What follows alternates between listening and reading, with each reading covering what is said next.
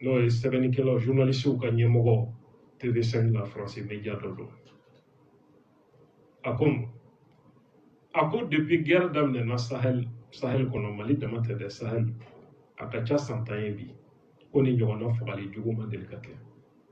ko mɔgɔ bɛ se ka fɔ hali a ka ca san 10 ye ni ɲɔgɔnna wale jugu ma deli ka kɛ n'i y'a ye rapport in ye san 1 kɛ a ma publier ko gɛlɛya dɔw de tun bɛ yen Mali ni diɲɛ tɔnw cɛ Mali ni MINUSMA yɛrɛ cɛ gɛlɛyara waati dɔw la ko rapport in k'a tun tɛ se ka labɛn ONU MINUSMA ka droit de l'homme ɲɛmɔgɔ min tun bɛ Mali la ni Mali faamaw y'a gɛn a bɛ kalo damadɔ bɔ ko n'o ka cɛsiri tun tɛ ko nin rapport in tun tɛ se ka dilan i m'a ye Mali faamaw bɛ ni cɛ in gɛn don min ko bin kɛra a kan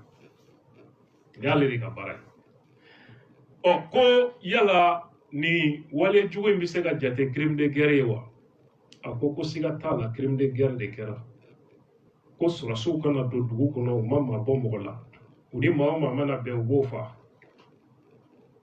ko siga t'a la crime de guerre de kɛra ko maa minnu fagara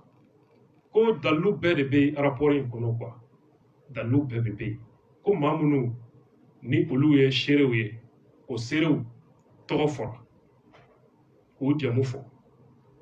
ka o victime an bɛ to yen ni kɛlɛ victime tɔgɔ n'u jamu an'u sigiyɔrɔw k'olu b'a kɔnɔ ko jihadiste minnu fagara ko o dɔnna ka bɔ jama la karisa ni karisa tun ye jihadiste ye rapport in kɔnɔ ko jihadiste 30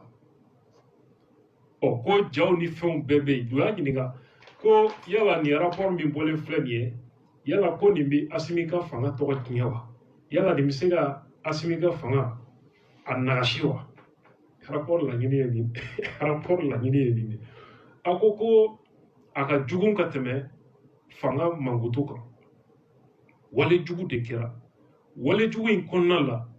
ko siya dɔ de tun ɲininen don kɛrɛnkɛrɛnnenya la Mali sɔrɔsiw fɛ a kan bɛ filaw ma wa ko k'a fɔ ko o siya ni jamana fan tɔw bɛ se ka kɛ kelen ye bilen wa ayi ko mɔgɔw kan'u jigi da o kan aucune réconciliation n'est possible wa ko nin rapport min bɔlen filɛ nin ye k'a fɔ ko CPI cour pénale tɛna sen don nin na Mali faamaw ka se ka sɔrɔ ka di kiiri ma k'a fɔ Mali société civile ni politikimaw ni jɛkulu wɛrɛw tɛna wuli ka jɔ ka kɛlɛ wuli nin ko in na ko n'o ma kɛ k'a bɛ bala ale la nin fana ye rapport in objectif dɔ ye an ka jateminɛ na docteur Wele nin kuma in mɛnnen kɔfɛ ninnu ka nin kuma in e bɛ mun ta a kɔnɔ de n'i ye ninnu ka kuma lajɛ n bɛ min fɔ parce que fɛn caman bɛ a labɛnnen don ni minnu bɛ kunnafoni na ni wagati dɔ la fɛn caman bɛ u b'a labɛn an b'a fɔ dɔw yɛrɛ propagande ye parce que mɔgɔw dalen b'u la u b'u lamɛn n'i ye kuma min b'a fɔ n'u ye kuma min fɔ tiɲɛ don mais n'i ye u ka kuma fɛn fɛn fɔra sisan même k'a fɔ ko Mali armée bɛ ka mɔgɔ dɔw de ɲini siya dɔw ɲini an Maliyɛn dama an b'a dɔn min bɛ Mali la yan bɛn min bɛ yan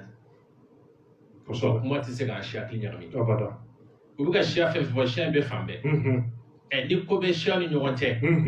o tɛ taa ɲini yɔrɔ kelen o parce que u bɛ fan bɛɛ baara kelen bɛ kɛ baara jugu bɛ k'u la a bɛ yɔrɔ la donc Maliyɛn k'u hakili kɛ kelen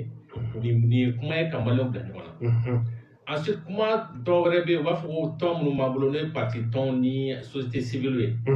o tɛ dɔwɛrɛ o parce que u bɛ nin kɛ pour que ka mɔgɔw hakili ɲagami de parce que a ka ca ala fɛ mɔgɔ minnu bɛ yen ni min bɛ fɛ k'i ka jamana labila a ka ca ala fɛ caman bɛ yen k'i ban k'i jɔ pour que u bɛ se ka jamanadenw ko don ɲɔgɔn na pour que ka nin kɛ baara bolo dɔ ye ka hakili ta an bɛ ka fɛn minnu kɛ jamana kɔnɔ pour que ka mɔgɔw ko don ɲɔgɔn na donc o kama Maliyɛnw an ka hakili to o yɔrɔ la foyi kana to an ka ko don ɲɔgɔn na parce que baara min bɛ kɛ Mali ko de don olu tɛ ko dɔn ka tɛmɛ kan ne bɛ se ka kan ni tɔw si tɛ ko dɔn ka tɛmɛ an kan u ma kalan ka tɛmɛ an kan u bɛ fɛn fɛn dɔn an bɛ se ka kɛ donc n'an tigɛra an yɛrɛ la dɔrɔn an bɛ u ka piège kɔnɔ u bɛ fɛn fɛn fɔ ko expert a dɔw bɛ expert tɔgɔ de b'u la u bɛ baara kɛ cogo min na an bɛ se ka kɛ donc n'an bila l'o erreur la ko expert k'a kɛ komi n'an de tɛ ko dɔn an ye mɔgɔ deni ye an bɛɛ bɛ se ka tiɲɛ ni nkalon dɔn an bɛɛ bɛ tiɲɛ ni nkalon dɔn Donc olu tɛ se ka jaabi ninnu di k'a fɔ olu ka jaabi ye tiɲɛ ye. E b'a ta kɛnɛ min kan e de y'i ka fɛnw fara ɲɔgɔn kan bɛɛ bɛ se k'i ka tiɲɛ dilan o. E ka tiɲɛ tɛ se ka kɛ ne ka tiɲɛ ye. Min yɛrɛ bɛ kuma fɔ jɔn de don a bɛ ka tiɲɛ de ɲini wa jagoya a bɛ se ka kuma o cadre kɔnɔna la. Donc o la nin ye ninnu ka laɲini ye nin ye fɛn labɛnnen de ye nin ye campagne de contre le Mali nin ye programme wɛrɛ de contre le Mali parce que ni gɛlɛya kɛra hali anw yɛrɛ dama ni ko y'an sɔrɔ ni fili de don an yɛrɛ dama an b'a dɔn k'a fɔ an filila an b'a ɲɛnabɔ parce que mɔgɔ si ka ɲi laɲini tɛ ka taa baga siya dɔ ma ou bien mɔgɔ dɔ ma k'a fɔ i b'a nin bɔnɛ parce que maliyɛn jugu don ou bien ko wɛrɛ de don o tɛ o baara ma k'an fɛ yan o tɛ ka kɛ fana donc o la maliyɛnw k'u hakili fara ɲɔgɔn kan fulaw k'a faamu o fana tɛ tiɲɛ ye parce que fula ka ca o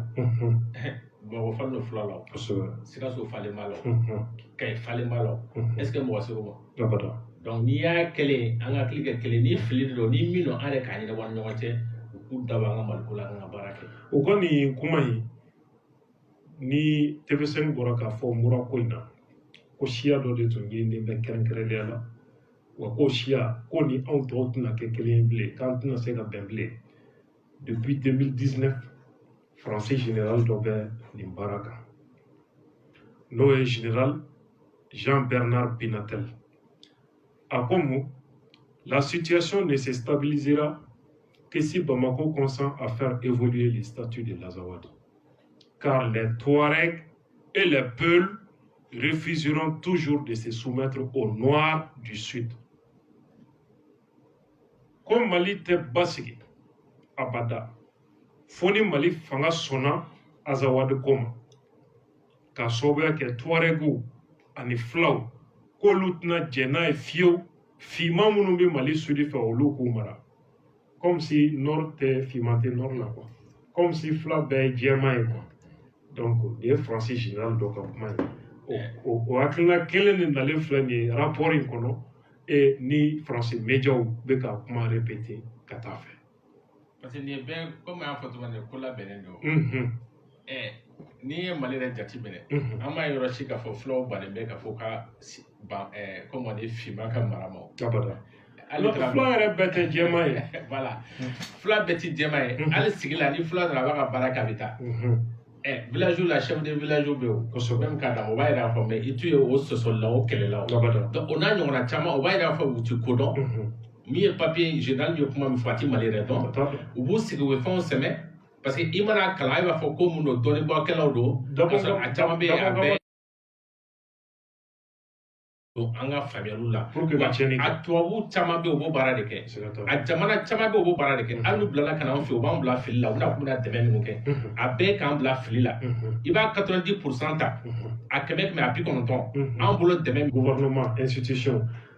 armée yɛrɛ bolofara min ka ca n'a bɛɛ n'o ye armée de terre ye o chef d'état-major o ye fila ye a n'a ɲɔgɔnna caman wɛrɛ nka MINUSMA ka rapport kɔnɔ u kumana contexte kan ja MINUSMA yɛrɛ b'a dɔn ko mura tun ye jihadisiw ka faaba de ye u y'o yɔrɔ sɛbɛn nka u ma sɔn ka détail d'a kan u tɛmɛna à partir rapport page 11 u ko depuis l'année 2012 le village de Moura serait passé sous le contrôle de la Katiba de Massina affilié au groupe de soutien à l'islam et aux musulmans affilié à Al ko jihadisiw bɛ na a dɔgɔ jɔ u bɛ na balow ta mura dɔgɔ la u bɛ na baganw fana ta a dɔn na mun fɔr'u ye États-Unis ni olu ka ambassade u ye sɛbɛnni kɛ ka u ka hakilina di nin ko in na min ni a bɛ sen na o kuma fana kɔnɔna la kabako de bɛ yen u ko n'o ye États-Unis ambassadeur Angleterre ambassadeur ani Canada Mali kɔnɔ yan u jɛra ka nin communiqué kɛ ɲɔgɔn fɛ kunungo ko nin ambassadeur ninnu ko MINUSMA ka rapport ye jaabi min di nin fagali wale kan n'o kɛra Mura ko u y'a kibaruya u y'a mɛn ko olu b'u ka sangafo ɲɛsin denbayaw ma minnu ka maaw fagara maa 500 ani u masɔnna mɔgɔw maa 500 minnu fagara k'u bɛ sangafo ɲɛsin a bɛɛ ma olu dun ko ko tiɲɛna ko jihadiste 30 tɔgɔ yera la ko olu dɔnna ko tiɲɛna ninnu kɔni tun ye jihadiste ye ko maa 30 nka ko u b'a sangafo ɲɛsin a bɛɛ ma ko olu kɔni kamana gannen don kosɛbɛ ni nin rapport in bolola jaabi min na k'a kɛmɛ k'olu kɔnɔ fili a fɔra rapport kɔnɔ ko nin ye Mali sɔrɔsiw ka baara ye ko nin ye Wagner mɔgɔw ka baara ye o Wagner ko dɛmɛnen bɛ Russiw de fɛ u y'o perepere-latigɛ min d'a kan ça veut dire que un conflit géopolitique o de bɛ ka manifester Mali kɔnɔ ni aw ni Russiw bɛ ɲɔgɔn na a y'o kɛlɛ kɛ ko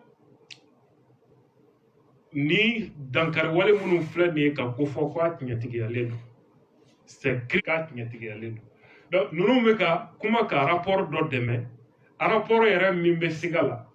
parce que rapport ye a bila conditionnel la donc ninnu bɛ ka u sinsin rapport kan ka kuma olu b'a la ko non k'a tiɲɛtigiyalen yɛrɛ don c'est vrai kɛrɛnkɛrɛnnenya la ko bingani min kɛra musow kan mɔgɔw tortureli min kɛra mɔgɔw dalajɛ k'u bɛɛ faga ɲɔgɔn fɛ o waleya minnu kɛra k'olu jɛnnen bɛ ni gouvernement bɛ kɛlɛ min na ka ɲɛsin terroristes ma k'olu jɛnnen bɛ n'o ye dɛ gouvernement bɛ cɛsiri min na k'u bɛ malidenw ka hakɛ lafasa k'u ka yɛrɛma hɔrɔnya lafasa k'olu jɛn bɛ n'o fana ye dɛ wa k'u bɛ Mali gouvernement dɛmɛ ka timinanja k'u ka fɛɛrɛ bɛɛ lajɛlen sigi sen kan pour que laɲini minnu kɛra rapport in kɔnɔ k'o laɲini ninnu olu ka waleya kɛrɛnkɛrɛnnenya la ko ka enquête kɛ mɔgɔw ko enquête kɛ min tɛ maa si dɛmɛbaga ye min bɛ kɛ tiɲɛ kan min bɛ kɛ enquête dafalen enquête jɛlen yaasa maaw ni an'u ka liberté bɛ se ka tanga cogo min malidenw na wa k'u b'a ɲini Mali gouvernement fɛ ko u ka fɛɛrɛ kɛ teliya la u ko k'u bɛ enquête min kɛla ko ka enquête ko ka jaabi forobaya ka dɔn wa maa o maa bɛ yen k'o sen yera nin fagali jugu in na ko k'a tigilamɔgɔw ko k'u minɛ kiri k'a ka baara kɛ k'olu labɛnnen bɛ to malidenw dɛmɛni na yaasa joli min bɛ malidenw na o joli ka sumaya malidenw ka segin ɲɔgɔn ma wa ko siya minnu bɛ yen ni tiɲɛni donna olu kunna olu bɛ se ka dɛmɛ cogo min o i n'a fɔ u bɛ k'a yira ko Mali fanga ani malidenw bɛ siya dɔ contre la donc ko olu bɛ o siya dɛmɛna à se reconstruire ça revient toujours i ye kumakan min fɔ n'i ye nin communiqué yɛrɛ lajɛ n ye min fɔ an ka bɔ fili kɔnɔna la parce que anw fɛ n'i y'a fɔ ko fɛ walima maa minnu ni u y'olu sen bɔ kɛlɛ la ka ban ka tɛgɛ da u kan u y'olu minɛ cogo jumɛn na kuma ninnu a ye kuma ninnu jateminɛ ni hakilisigi ye dɛ le traitement des personnes capturées ou mises hors de combat kuma in n'a kɔrɔ dɔn ani ka taa se ko diɲɛ yɛrɛ sariya minnu bɛ yen adamadenya hakɛ kɔlɔsili la kɛlɛ kɔnɔna la n'o ye standard normes et standards du droit international des droits de l'homme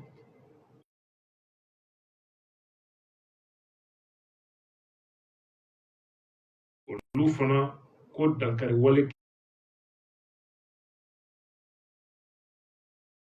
su ka nin baara senfɛ o siratigɛ la mission in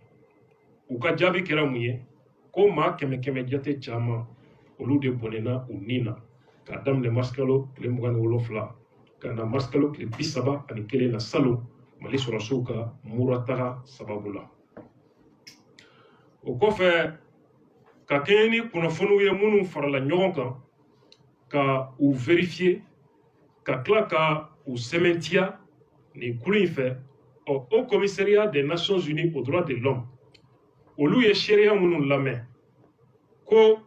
olu dalilu bɛ olu ka da sariya ninnu na le haut commissariat des Nations Unies aux droits de l'homme a des motifs raisonnables de croire ko sariya ni kuma minnu fɔra olu ye ko olu ye sababu ye min b'a to hakilimaya la i bɛ da la ko kuma ninnu ko tiɲɛ don k'a fɔ ko maa 500 k'a bɛ i n'a fɔ ko olu de fagara sariya sɔsɔ bolo ma baga kɛra minnu ma k'u faga walima minnu fagara sariya sɔsɔ bolo ma 500 personnes an balimaw k'o kɛra marsikalo tile 27 ka na a tile 31 na sɔrɔsiw ka tagali sababu la murakaw fɛ yen n'i y'o mɔgɔw ta k'u lajɛ ko civil jamanaden gansan 20 bɛ yen marsikalo tile 27 n'o ye kɛlɛ daminɛ don ye ko avion ye tir kɛ olu ka sanfɛ ka olu faga ani an ka sɔrɔsiw ani sɔrɔsi dunan minnu tun b'u nɔfɛ a don kofɔlen yaasa maa minnu bɛ mura dugu kɔnɔ a don maa si kana se ka boli yɔrɔ sɔrɔ k'a fɔ k'i bɛ bɔ mura o kɔfɛ ko a dɔgɔyalen kɔni o ye maa 500 ye muso 20 bɛ olu cɛ la ani denmisɛn 7 ko mali sɔrɔsiw ani dɛmɛbaa sɔrɔsi dunanw k'u ye olu de faga k'a daminɛ marsikalo tile 27 ka na marsikalo tile 31 na u kɛlen kɔfɛ ka dugu minɛ k'a k'u ta ye o kɔfɛ nin kulu min n'a sigira ka enquête kɛ n'o ye mission d'établissement des faits ko maa minnu fagara a dɔgɔyalen maa 238 o tɔgɔ bɛ olu bolo seereya caman wɛrɛw bɛ yen ko minnu ma ɲɔgɔn sɔsɔ ka bɔ maa kasaralenw olu yɔrɔ la u y'a jira k'a fɔ maa minnu fagara ko u ye dingɛba 4 de tigɛ ka ni maa 500 su kɛ ɲɔgɔn kan a kɔnɔna la ko kaburu dɔ fan fɛ dingɛ dɔ tigɛra yen dugu tilebiyan fan fɛ ka taa gosiri o sira fan fɛ ani jabi o sira fanfɛla la i n'a fɔ a ja bɛ olu bolo n'u y'a ja da nin rapport kan cogo min a dɔgɔyalen maa 58 sɔrɔsiw ye o ɲɛnɛma minɛ ko n'i ye jateminɛni kɛ maa minnu fagara ko olu cɛ la dɔw minɛna ka u lajaba torture walima ka dansago baara dɔw ta k'u sɛgɛrɛ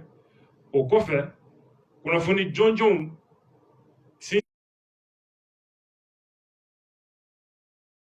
n'o ye mission d'établissement des faits ko nin kuma minnu fɔra olu ye k'o ye dalilu ye yaasa olu ka da la des motifs raisonnables de croire k'a fɔ muso 58 ani npogotigininw ko bin kɛra olu kan mali sɔrɔsiw olu fɛ waleya min kɛra mura ni marsikalo in tile 27 ka na a tile 31 na k'a bɛ se ka jate i n'a fɔ dansako gɛrɛ kɔnɔna la n'a y'a sɔrɔ a kɛra hukumu min kɔnɔ n'o ye ka dankari maaw la fiɲɛbere o sira la wolomali t'a la ka ɲɛsin population civile ma ko waleya in bɛ se ka jate i n'a fɔ nin ye wale jugu de ye ka ɲɛsin hadamadenya ma n'o ye crime contre l'humanité ka kɛɲɛ ni nin kuma bɛɛ ye au commissariat des nations unies aux droits de l'homme k'u bɛ min ɲini mali faamaw fɛ ko u ka fɛɛrɛ bɛɛ lajɛlen sigi sen kan mali faamaw yɛrɛ ko enquête min ka kan ka kɛ nin dankari wale ninnu kan min kɛra mura o enquêtew ka kɛ ni mɔgɔw fɛ minnu tɛ maa si dɛmɛbaaw ye minnu dama ka kan fanw bɛɛ la minnu bɛ ɲɔgɔn na enquête ka kɛ sɛbɛ ye enquête dafalen jɛlenya kan o enquête jaabi a ka forobaya bɛɛ k'a sɔrɔ maa minnu bɛ yen sɔrɔsiw la ani maa o maa k'o taara nin dankari wale kɛ mura ko k'a bɛɛ lajɛlen minɛ k'u di kiiri tigilamaw ma o ka bɔ yen ko mali fanga ka fɛɛrɛ bɛɛ lajɛlen sigi sen kan tɔɲɔ ani tiɲɛni donna maa o maa kun mura a tiɲɛni bɛɛ lajɛlen ka ladilan min tɔɲɔna a ka tɔɲɔ a bɛ dilan cogo min a ka dilan ten o kɔfɛ ko mali fanga ka fɛɛrɛ jɔnjɔnw sigi sen kan maa minnu bɛ yen musolakaw la ni sɔrɔsiw bɛ na olu kan i n'a fɔ rapport bɛ k'a fɔ cogo min mura ye u ni dɛmɛ min ka kan a dɛmɛ ka ta k'u sɛgɛrɛ i n'a fɔ plan d'action 2022-2024 min taara bɛnkanni walew ka ɲɛsin musow ma o kunbɛli la o y'a ɲɛbila cogo min kɛlɛ hukumu kɔnɔ ani mali yɛrɛ ka sariya minnu ani diɲɛ sariya minnu ni mali donna o dafɛ nin ko ninnu na k'o fana waleya o kɔfɛ ko Mali ka dɔ fara ani MINUSMA ka baara ɲɔgɔnya kan adamadenw ka ɲɛnɛmaya an'u ka hakɛ o kisili siratigɛ la kɛrɛnkɛrɛnnenya la ka MINUSMA ka yamaru d'a ma u ka taa ka segin Mali yɔrɔ min y'u ja u ka mandat min b'u bolo ni diɲɛ sariya ye o d'u ma résolution 2640 salon o y'a ɲɛ bila cogo min pour que u k'u ka enquête kɛ ani ka droit de l'homme kɔlɔsi Mali kɔnɔ o kɔfɛ ko Mali fanga ka fɛɛrɛ bɛɛ lajɛlen sigi sen kan Mali sɔrɔdasi minnu ni olu taara nin baara kɛ mura hali sɔrɔdasi dunan minnu tun b'u nɔfɛ a don Mali fanga ka fɛɛrɛ bɛɛ lajɛlen kɛ o sɔrɔdasiw ka diɲɛ sariyaw labato min bɛ tali kɛ adamadenw ka hakɛ o lakɔlɔsili la kɛrɛnkɛrɛnnenya la kɛlɛ waatiw a n'a ɲɔgɔnna caman wɛrɛ la min ye Dr Ali Agali wele nin ye rapport kɔnɔkuma bakuruba la a résumé ye ni maa ye e ɲininka sisan nin rapport in ni MINUSMA ye a pi a kɛnɛ kan min ye Tabital Pulako alimami dɔ ko sɔrɔdasiw ye dɔw minɛ ka tila k'u libérer ko terroriste yɛrɛ de don k'u taara baga innocent ma ka terroriste libérer i jɔ n k'a yɔrɔ joué i k'a lamɛn an ka segin ka na kuma d'i ma ka nin seereya mɛn ja armée ye dɔw yɛrɛ minɛ a dɔnnen bɛ djihadistes don mɔgɔ min bɛ ka kuma ale bɛ Bamako ale yɛrɛ bɛ dɔn djihadistes don u bɛ mɔgɔw tɔɔrɔ nka armée m'a dɔn ko djihadistes don u y'u libérer MINUSMA ka kuma la MINUSMA y'a yira k'a fɔ sɔrɔdasiw ye dɔw minɛ k'u bila k'o y'olu ka seere dɔw ye e bɛ mun faamuya nin na n y'a fɔ cogo min na n tɛ se ka terroriste kɛlɛ aw ka avion bɛ ka jɔn de mun baara de la sanfɛ sisan deuxièmement maliyɛnw b'a la ko MINUSMA ka taa Mali autorités fana b'a la k'a fɔ ko an ka jamana tɛna Faransi lakodɔn bilen u ka sɛbɛnni kɛ Mali kan Faransi de tun bɛ MINUSMA ka mandat sɛbɛn peut-être nin y'o chantage dɔ ye ka pour que an ka se ka sɔn u ka to yan sa kɛ ne yɛrɛ filɛ ka fɛn jateminɛ ne hakili n'i y'a jateminɛ o fɛɛrɛ de bololatigɛlen don an kana taa yɔrɔ jan yɛrɛ o fɛɛrɛ bololatigɛlen don parce que u b'a dɔn an bɛ yɔrɔ min na bi ne kɔni bɛ min fɔ dɔrɔn yan n ka kuma yɛrɛ commentaire kɛ Mali an kana tigɛ an yɛrɛ la k'a fɔ ko papier bɔra Nations Unies la ou bien yɔrɔ wɛrɛ la an ka n'u kɛ komi n'a sɔrɔ n'i ye kuma min fɔ ko kuranɛ kuma de don bɛn ko kuma de don kuma labɛnnen don pour que ka an jamana lagosi an ka sɔn yɛrɛ ye an ka kan yɛrɛ ye an ka fɛn fɛn bɛ yen an k'a ɲini k'a faamu munna mais u bɛɛ ka kuma ye kelen ye il y a l'impression que kuma dilannen don k'a di média bɛɛ ma u ka kan ka terme min fɔ u ka kan k'a fɔ cogo min na u ka kan ka min susciter rapport yɛrɛ bɛ ka kuma bila siga la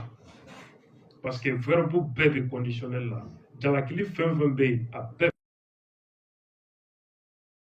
o kɔrɔ rapport yɛrɛ sɛbɛnbaw dalilu t'u bolo min b'a to u bɛ se k'u kale k'u siɲɛ ko tiɲɛ don mais u b'a fɔ ko o yamaru bɛ o ni mɔgɔw bolo ko le principe du raisonnement courant c'est-à-dire ko kuma dɔw bɛ yen n'a fɔra ko hakili b'a faamu ko nin ye tiɲɛ ye walima nin tɛ tiɲɛ ye quoi donc ko u ye baara kɛ n'o de ye